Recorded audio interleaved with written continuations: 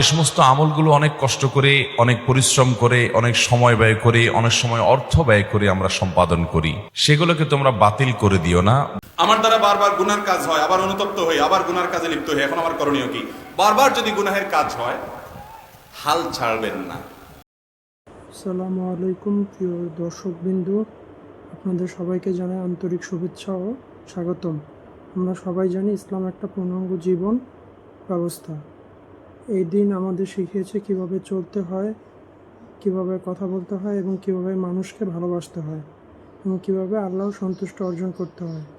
আজকের এই আলোচনার মাধ্যমে আমরা চেষ্টা করব কোরআন ও হাদিসের আলো থেকে কিছু শিক্ষা নেওয়ার, আমরা ভুলগুলো সংশোধন করার এবং সত্যিকার অর্থে মুসলমান হিসেবে নিজেদের গড়ে তোলার। তাই অনুরোধ রইল, মনোযোগ দিয়ে শুনবেন এবং চিন্তা করবেন, আর যা শিখবেন তা নিজের জীবন এবং পরিবারের জীবনে বাস্তবায়ন করবেন।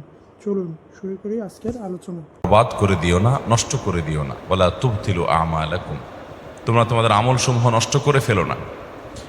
ইমাম কুরতুবী রাহিমাহুল্লাহ এই আয়াতের ব্যাখ্যায় বলেছেন যে, অর্থাৎ নানান পাপাচারের মাধ্যমে, নানান অপরাধ সংগঠনের মাধ্যমে তোমাদের এই কৃত নেক আমলগুলোকে তোমরা বরবাদ করে দিও না, নষ্ট করে দিও না। মুহতারাম হাজরিন, আমাদের আশা যে আমলগুলোর বিনিময়ে আমরা আমাদের রবের সন্তুষ্টি অর্জন করব, আমাদের আশা এগুলোর বিনিময়ে আল্লাহর কাছে আমরা জান্নাত লাভ করব, আমাদের আশা আখিরাতের প্রতিটি ধাপে এই আমলগুলোর মাধ্যমে আমরা আল্লাহ তাআলার নেয়ামত লাভ করব, রহমত এবং করুণা লাভ করব, সর্বোপরি জাহান্নাম থেকে মুক্তি নসিব হবে এই নেক আমলের মাধ্যমে। কিন্তু দুঃখজনক হলেও বাস্তবতা হলো যে আমাদের অনেক নেক আমল বহু কষ্ট করে, বহু পরিশ্রম করে আমরা করি। ধরুন, আপনি ফজরের নামাজ ভোর রাতে উঠে কনকনে শীতের মধ্যে আপনি করলেন, আদায় করলেন, কষ্ট হলো। আপনি হয়তো গুরুত্বপূর্ণ কোনো দিনই কাজে কোনো গরিব অভাবী মানুষের কষ্ট লাঘব করার জন্য কিছু টাকা দান করলেন, কিছু পয়সা দান করলেন, যেটা দিতে গিয়ে আপনার হয়তো যথেষ্ট কষ্ট করতে হয়েছে। হতে পারে এরকম। এই আমলগুলো এমন কিছু অপরাধ আছে, এমন কিছু পাপ আছে, এমন কিছু জঘন্য বিষয় আছে, সেগুলোতে লিপ্ত হলে আমাদের কষ্টে করা আমলগুলো নষ্ট হয়ে যেতে পারে। আমরা আমল এবং ভালো কাজের সওয়াব বিনিময় কি, এটা যেমন জানা জরুরি, সে আমলের প্রোটেকশন এবং নিরাপত্তার জন্য, এই আমলের জন্য বিধ্বংসী আমলগুলোকে শেষ করে দেয় সেরকম ভয়াবহ বিষয়গুলোকে, সেগুলোও জানা জরুরি। ঠিক কিনা বলেন? সত্যি এবং প্রকৃত অর্থেই বরবাদ করে দেয়, পরিপূর্ণভাবে ধ্বংস করে দেয় মূলত শিরক এবং কুফরি এবং নেফাক। এটি যখন মুখরিজ আনিল মিল্লাহ পর্যায়ের হয়, অর্থাৎ কেউ যদি বড় শিরক এবং বড় কুফরি এবং বড় নেফাকে লিপ্ত হয়, তাহলে এই ব্যক্তির সমস্ত আমলগুলো বরবাদ হয়ে যায়। সে আগে যত যা করেছে ভালো কাজ, সব মাইনাসে চলে যায়, সব ডিলিট হয়ে যায়। কুফরি বলা হয় অবিশ্বাসকে। একজন মানুষ মুসলমান, তিনি নামাজ রোজা ইবাদত বন্দেগী যতটুকু পেরেছেন করেছেন, হঠাৎ করে আল্লাহর কোনো গুরুত্বপূর্ণ নির্দেশ, আল্লাহর কোনো গুরুত্বপূর্ণ নিষেধ, যেটা অকাট্যভাবে প্রমাণিত হয়েছে, এরকম কোনো কিছুকে তিনি অস্বীকার করে বসে আছেন। তিনি এটা স্বীকার করেন না, বললেন না আল্লাহর এটা আমি মানি না, নাউজুবিল্লাহ, না এটা আমার বুঝে আসে না, এটা আবার কিভাবে হতে পারে। আল্লাহ তাআলার পক্ষ থেকে নির্দেশ অকাট্যভাবে প্রমাণিত হয়েছে কোরআনের সুস্পষ্ট আয়াত দ্বারা এবং এই জাতীয় নস দ্বারা, যার মাধ্যমে এটি প্রমাণ হতে পারে। এটা জানার পরও তিনি নিজের যুক্তি, নিজের বুদ্ধি, শয়তানের বিভিন্ন ফাঁদ এবং ফিতনার মধ্যে পা দিয়ে তিনি আল্লাহর ওই কথাটার প্রতি কুফরি করলেন, অস্বীকার করলেন, বিদ্রোহ করলেন, ওইটাকে মানলেন না, ওইটা নিয়ে হাসাহাসি করলেন, তুচ্ছতাচ্ছিল্য করলেন, যেটাকে কুফরি বলা হয়। যে কুফরিটা কুফরে আকবর, যার কারণে মানুষ ইসলাম থেকে খারিজ হয়ে যায়। অনেক সময় দেখবেন অনেকে ইসলামের অনেক গুরুত্বপূর্ণ বিষয় নিয়ে, হতে পারে সেটা গুরুত্বের বিচারে ছোট কিন্তু সুস্পষ্ট শেয়ার, ধরুন দাড়ি নিয়ে, কারোর দাড়ি নিয়ে, কারোর হিজাব নিয়ে ব্যঙ্গ করলো, হাসি ঠাট্টা করলো, বিদ্রুপ করলো, তো এটি কিন্তু ইমান থেকে মানুষকে খারিজ করে দেয়, মানুষের ইমান নষ্ট করে দেয়। এই পর্যায়ে কুফরি, মানে আল্লাহর এই বিধান আপনি মানছেন না, এটাকে আপনি তাচ্ছিল্য করছেন, মানে হলো এটা আপনি মানলেন না, এটার বিরুদ্ধে বিদ্রোহ করলেন, এটাকে বলা হয় কুফরি। আল্লাহর কোনো বিধিবিধান আপনি নিজে মানতে পারছেন না, আপনার মধ্যে অপরাধ বোধ থাকবে যে হায়রে আমি মানতে পারছি না, দায়টা আমি রাখতে পারছি না, ঠিক আছে আল্লাহ আমাকে তৌফিক দেখ, আমি রাখবো ইনশাআল্লাহ। রাখা উচিত, নবীজির নির্দেশ, এটা মানা উচিত। এটা কুফরি না, এটা হলো ফাসিকি, যে আপনি মানতে পারছেন না, এটা ক্ষমার যোগ্য। কিন্তু আপনি দায় নিয়ে ঠাট্টা করলেন, তাহলে নবী সাল্লাল্লাহু আলাইহি সাল্লামের সুন্নাহকে, তার নির্দেশকে নিয়ে আপনি হাসাহাসি করলেন, বিদ্রুপ করলেন, এটা কিন্তু বিদ্রোহ করার শামিল, কুফরি। এরকম নানাভাবে কুফরি হতে পারে। আল্লাহ তাআলা বাবা মার সম্পদে ছেলেদের তুলনায় মেয়েদেরকে অর্ধেক সম্পদ দিয়েছে। আপনি আল্লাহর নির্দেশকে নিজের বিবেক দিয়ে বুঝতে গিয়ে বলছেন না এটা আবার কেমন হয়ে গেল, আমি এটা মানি না, আমার ছেলে মেয়ে আমি সবাইকে সমান হারে দেবো, একটু বেশি বুঝলেন। আল্লাহ তাআলা যাকে যতটুকু দেওয়া দরকার তাকে ততটুকু দিয়েছেন। আল্লাহ তাআলা সমান অধিকার দেয় নাই, ন্যায্য অধিকার দিয়েছেন। সমান এক জিনিস আর ন্যায্য আরেক জিনিস। যার যতটুকু প্রয়োজন তাকে ততটুকু দিয়েছেন। সব জায়গায় সমান হলে ন্যায্যতা নিশ্চিত হয় না। আপনার দুইটা ছেলে মেয়ে, একটার বয়স 10 আর একটার বয়স 20, সমান সমান দিতে হলে 10 এবং 20 দুইজনকে একই সাইজের জামা দেওয়া লাগবে। সমান সমান দিতে গেলে 10 বছরেরটার অসুখ হয়েছে, আপনি নাপা খাওয়াচ্ছেন, 20 বছরেরটারও একটা নাপা খাওয়াই দিতে হবে, ওর অসুখ না হইলেও, কারণ সমান সমান দিতে হবে। এটা কি ইনসাফের কথা হলো? ইনসাফ হলো ন্যায্যতা, সমান না। আমাদের অনেকে সমান অধিকার খুঁজে বেড়ায়। হ্যাঁ, অনেক ক্ষেত্রে সমান অধিকার দরকার আছে, যেমন যেখানে সমান অধিকার দরকার আল্লাহ ওখানে সমান অধিকার দিয়েছেন, সমান প্রাপ্য আল্লাহ নিশ্চিত করেছেন। যেমন ভালো কাজ যখন আমরা করব, নারী হোক আর পুরুষ হোক, মর্যাদা সমানভাবে পাবে, নারী পুরুষের কারণে কোনো ভেদাভেদ হবে না। আল্লাহ তাআলা কোরআনে কারীমে বলেছেন, মান আমিলা সালিহাম মিনকুম মিন যাকারিন আও উনসা, তোমাদের মধ্যে নারী হোক আর পুরুষ হোক যেই ভালো কাজ করবে, নেকামল করবে, ফালানুহিয়ান্নাহু হায়াতান তাইয়্যিবা, তাকে আমি পবিত্র জীবন দান করব এবং তার এই কর্মের সর্বোত্তম বিনিময় আল্লাহ তাআলা দান করুন, সেও আল্লাহ করেছেন। তাহলে সমান অধিকার যেখানে দেওয়া দরকার আল্লাহ সেখানে সমান দিয়েছেন। কিন্তু অনেক জায়গায় ইনসাফ নিশ্চিত করবার জন্য সমান নয়, প্রয়োজন ন্যায্য অধিকার দেওয়া, আল্লাহ তাআলা সেটি দিয়েছেন। এখন আপনি বললেন কি না, পরিত্যক্ত সম্পদে কেন আল্লাহ তাআলা মেয়েদেরকে ছেলেদের অর্ধেক দিলেন? এটা তো জুলুম হয়ে গেল। আল্লাহর সাথে পাল্লা দিয়ে গোল্লা যাওয়ার ব্যবস্থা করলেন, আর কি বেশি পণ্ডিতই করলেন। এরকম কিছু বেশি পণ্ডিত আছে না নাই? ইমান চলে যাওয়ার মতো কাজ করলেন, আল্লাহর বিধানকে আপনি অস্বীকার করলেন, পাত্তা দিলেন না, বিদ্রোহ করে বসলেন, এটাকে আপনি তাচ্ছিল্য করলেন, উড়াই দিলেন, সাথে সাথে আপনার কুফরি হয়ে গেল। এরকম নানাভাবে আমাদের কুফরি হয়, আমরা বুঝি না।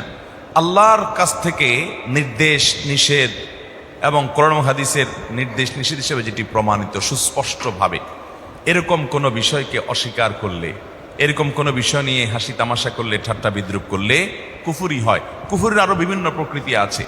এই জাতীয় কোনো কুফরে যদি কেউ লিপ্ত হয়, সাথে সাথে তার আমল বরবাদ হয়ে যায়। এ সম্পর্কে আল্লাহ রাব্বুল আলামিন কোরআন কারীমে সূরা মায়েদার 5 নম্বর আয়াতে বলেছেন, ওমান ইয়াকফুর বাদাল ঈমান ফাকাদ হাবিতা আমালুহু, যে ব্যক্তি ঈমান আনার পর আবার কুফরি করলো, অস্বীকার করলো আল্লাহর কোনো কিছুকে, তাহলে সেক্ষেত্রে তার আমল বরবাদ হয়ে গেল। কুফরি করলো মানে হলো সাথে সাথে তার আমল বরবাদ হয়ে গেল, শেষ। অতএব ভাইরা আমার, আল্লাহ রাব্বুল আলামিনের প্রতি কুফরি যেন আমাদের কোনো আচরণ দ্বারা, কোনো কথা দ্বারা, কোনো বিশ্বাস দ্বারা না হয়, সেজন্য আমাদেরকে সতর্ক থাকতে হবে, সাবধান থাকতে হবে।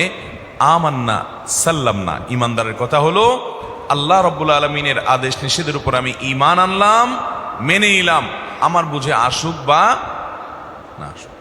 আমি প্রায়শ একটি উপমা দেই, একটি কবিতা শুনাই।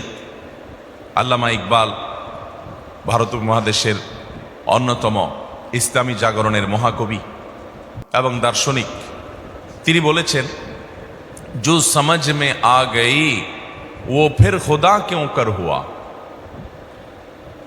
আল্লাহর সব কিছু আপনি বুঝে ফেলেছেন, আপনার ব্রেন দিয়ে আপনি ক্যাপচার করে ফেলেছেন, তাহলে সে আল্লাহ হলো কিভাবে আবার? আপনি একটা সৃষ্টি, আল্লাহর একেবারে ক্ষুদ্রাতি ক্ষুদ্র সৃষ্টি। আল্লাহর কত বিশাল বিশাল সৃষ্টি আছে, এই চন্দ্র, এই সূর্য, এই গ্রহ নক্ষত্র, নবমণ্ডল, ভূমণ্ডল, কত বড় বড় সৃষ্টি আল্লাহর আছে। তার মধ্যে আপনি আমরা মানুষরা হলাম আল্লাহর একটা ক্ষুদ্র সৃষ্টি।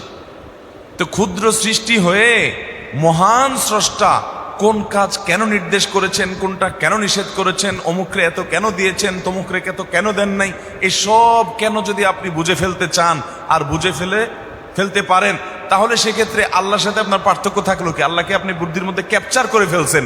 আরে আল্লাহ তো সেই মহান সত্তা যিনি এত সীমাহীন, যার আল্লাহ রাব্বুল আলামিনের যে সত্তা, তার যে নির্দেশ এবং নিষেধের যে ব্যাপ্তি, সেটার যে রহস্য, সেটা এত সীমাহীন যে বান্দা হিসাবে আমরা তার সব কিছুর সকল যৌক্তিকতাকে আমাদের বিবেক বুদ্ধি দিয়ে রপ্ত করে ফেলতে পারবো, এটা কোনোদিনই সম্ভব হতে পারে?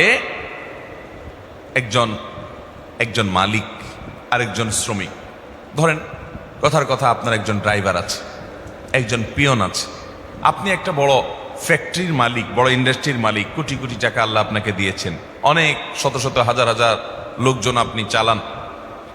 আপনি হয়তো আপনার কোনো পিয়নকে একটা ল্যাপটপ দিয়ে বললেন, ল্যাপটপটা খোলো, খুলে আবার বন্ধ করো, খুলে আবার বন্ধ করো। ফোনে বলে দিলেন আমার ল্যাপটপটা একটু ওপেন করো, আবার শাটডাউন করে ফেলো।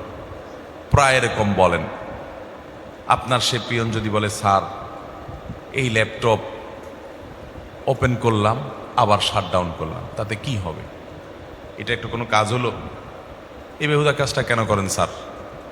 এটা যদি সে বলে তাহলে তার এই বলাটা ন্যায্য হবে না। কারণ হলো স্যারের অনেক সুবিধা অসুবিধার ব্যাপার আছে, অনেক টেকনিক্যাল বিষয় আছে, হয়তো এটাকে রিফ্রেশ করার জন্য বা ওটা অন্য কোনো টেকনিক্যাল কারণে এটা রিস্টার্ট দেওয়ার দরকার। তো কোন কারণে কি করা দরকার এই ভদ্রলোক ড্রাইভার বা পিয়ন ওনার বুঝার কথা না, যেটা মালিকের বুঝার কথা।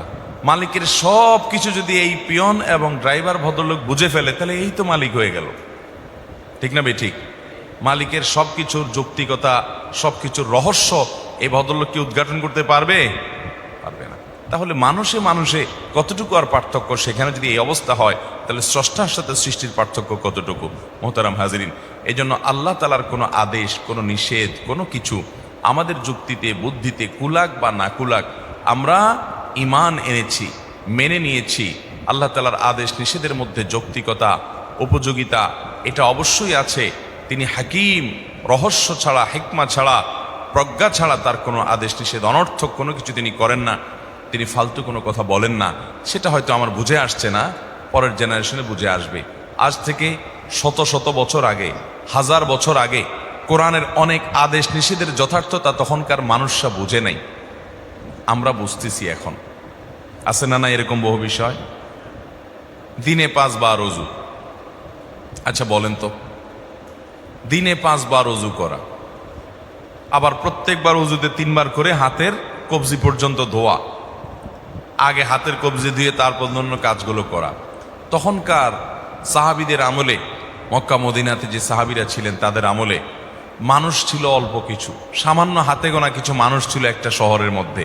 এত মানুষের গ্যাদারিং ছিল না, এত রোগ জীবাণু এগুলোর এত বেশি আপনার আজকের মতো যেরকম ব্যাপ্তি থাকে, ছড়িয়ে পড়ে, এসব ছিল না। আবার তওবা করবেন, তবে চেষ্টা করবেন আগের তওবার চাইতে পরের তওবা যেন স্ট্রং হয়। খুব নিজেকে ভৎসনা করবেন, আমি কত খারাপ, আগে না তওবা করছি আল্লাহর কাছে, আর এই কাজ করবো না, আবার করে ফেললাম।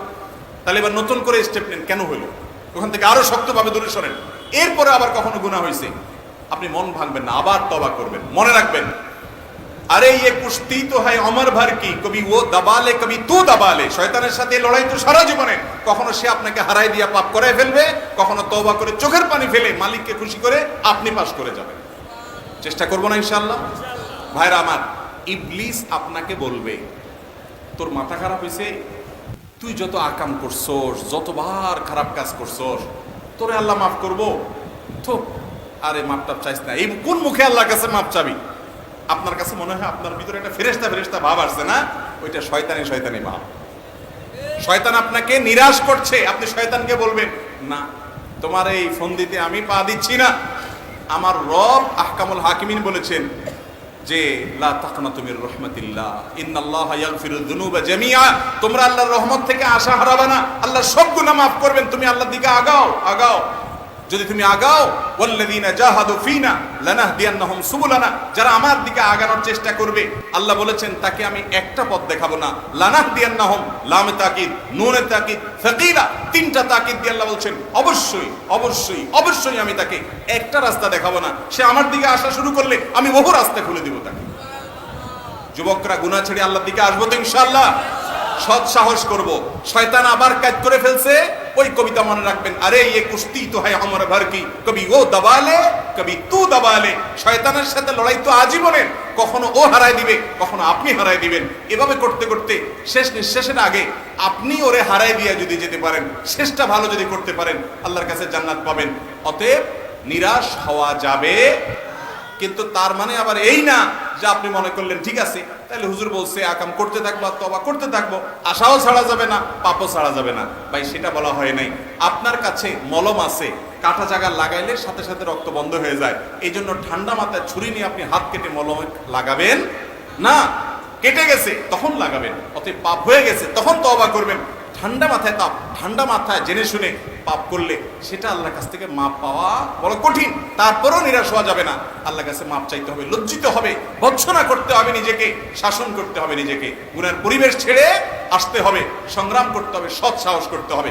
যারা গুনাহ ছেড়ে আসতে পারছেন না, ঈমান দুর্বল হয়ে গেছে, নেককারদের সোহবতে যাবেন, ভালো মানুষদের সাথে থাকবেন, ভালো মোত্তাকি বন্ধু খুঁজবেন। আমি প্রায় বলার চেষ্টা করি যুবক ভাইরা, এমন কিছু যুবক পাবেন, এমন কিছু বন্ধু পাবেন, জীবন চলে যাবে, হারামের ধারে কাছেও যাবে না, সংগ্রাম করে বেড়া, এদের দাম কোটি কোটি কোটি টাকা। এরকম বন্ধু পাইলে আঁকড়ে ধরেন, তাদের সান্নিধ্যে থাকেন, দেখবেন গুনাহের প্রবণতা দূর হয়ে গেছে ইনশাআল্লাহ। আমাদের ভাইদেরকে গুনাহ থেকে, আমাদের সবাইকে গুনাহ থেকে বেঁচে থাকার তৌফিক দান।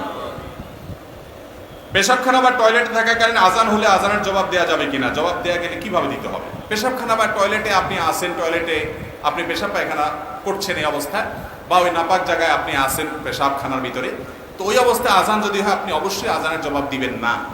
আর এছাড়া বাকি সব অবস্থায়, এমনকি অপবিত্র ওযু, বিনা ওযুতে আছেন তখনও আজানের জবাব দিবেন। এমনকি ফরজ গোসল অবস্থায় আজান শুনছেন তখনও আজানের জবাব দিবেন। মুয়াজ্জিন যা যা বলে ওইটা তা বলা হলে আজানের জবাব দেয়। আমরা অনেকে জানি না, মুয়াজ্জিন যখন আল্লাহু আকবার বলে, উনি বলে শেষ করার পর আপনিও বলবেন আল্লাহু আকবার। আশহাদু আল্লা ইলাহা ইল্লাল্লাহ যখন বলে আশহাদু আল্লা ইলাহা ইল্লাল্লাহ বলবেন। আশহাদু আন্না মুহাম্মাদুর রাসূলুল্লাহ যখন বলে আশহাদু আন্না মুহাম্মাদুর রাসূলুল্লাহ বলবেন। সাল্লাল্লাহু আলাইহি সাল্লাম এখানে না, শেষ করে আজানের জবাব দিবেন, দোয়া পড়বেন, যখন আল্লাহু রাব্বানা দাও তখন সাল্লাল্লাহু আলাইহি সাল্লাম পড়বেন। এরপর হাইয়া আলাস সালাহ, হাইয়া আল ফালাহ, লা হাওলা ওয়ালা কুওয়াতা ইল্লা বিল্লাহ পড়বেন। বাকিটা যা বলবেন তা বলবেন। এভাবে যদি আপনি বলেন, মুয়াজ্জিন আজান দিয়ে যে সওয়াব পায় আল্লাহ তা আপনাকে সেই সওয়াব দিবেন। আর মুয়াজ্জিন আজান দিয়ে কি সওয়াব পায় জানেন? মুয়াজ্জিন আজান দিয়ে সওয়াব পায় হলো যত মানুষ তার আজান শুনে আসে তাদের সবার সমপরিমাণ নামাজের সওয়াব এক্সট্রা হিসাবে মুয়াজ্জিন সাহেব পায়। বিশেষ করে আল্লাহর জন্য যদি আজান দেয়, আল্লাহকে খুশি করার জন্য।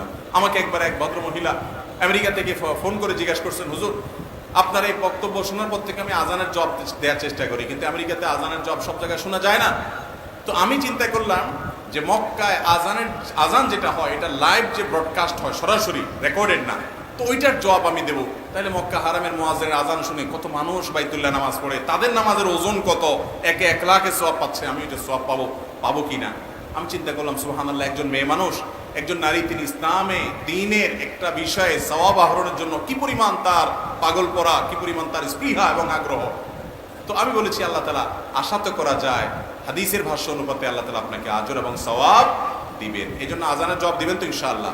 অনেকে আমরা আছি এটা জানি না, কয়েক আজানের জবাব শুনলে প্রথম যে আজানের জবাব আজান শুনছেন ওইটার জবাব দিবেন। তাহলে রেকর্ডেড আজানের জবাব না, আবার লাইভ আজানের, মসজিদের মাইকের আজানের জবাব শুন দিবেন।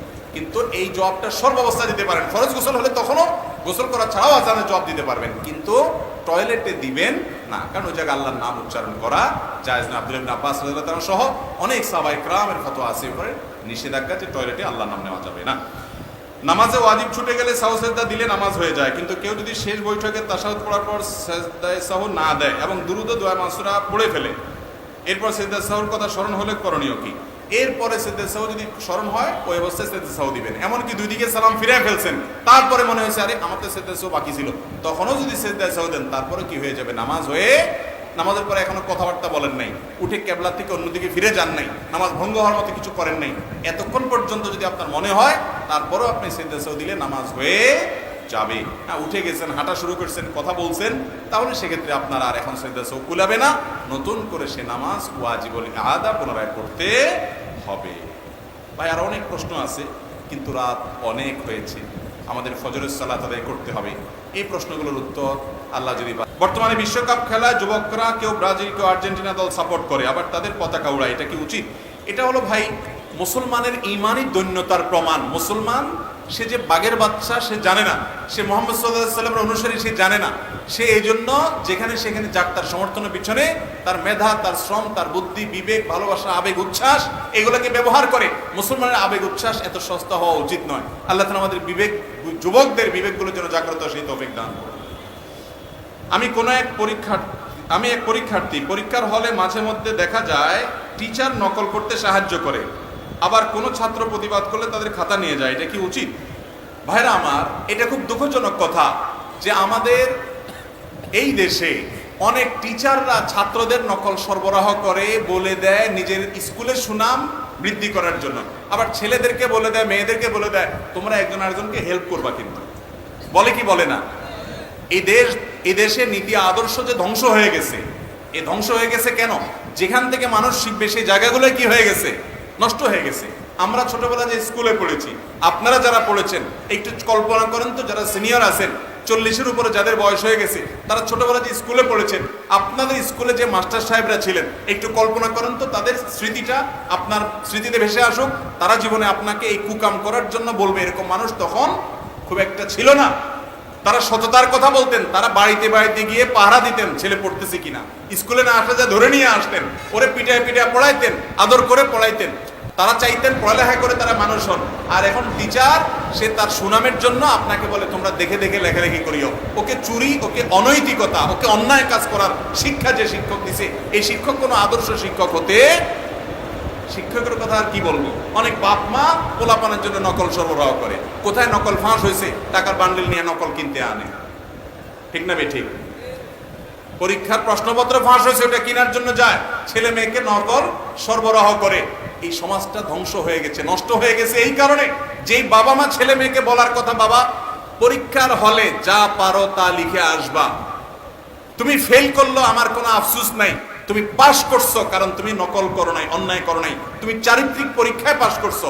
পরীক্ষার হলে দুইটা পরীক্ষা হয়, একটা তো আপনার সাধারণ পরীক্ষা, আরেকটা হলো ঈমান এবং তাকওয়ার পরীক্ষা, ভালো মানুষের পরীক্ষা। যেই ছেলে পরীক্ষার হলে এই আকাম করে, নকল করে, অনৈতিক কাজ করে পরীক্ষা দিয়ে পাস করে, ও যখন ভালো কোনো পদে বসবে, চেয়ারে বসবে, ও তো চোর হবে, ডাকাত হবে, টিনচোর হবে, গমচোর হবে, এটাই স্বাভাবিক। অতএব টিচার যদি খাতা নিয়ে যায় প্রতিবাদ করবেন প্রয়োজনে, কিন্তু তাই বলে কখনো টিচারের অন্যায় আবদার, হেড স্যারের অন্যায় আবদার, মা বাপের অন্যায় আবদার মানবেন?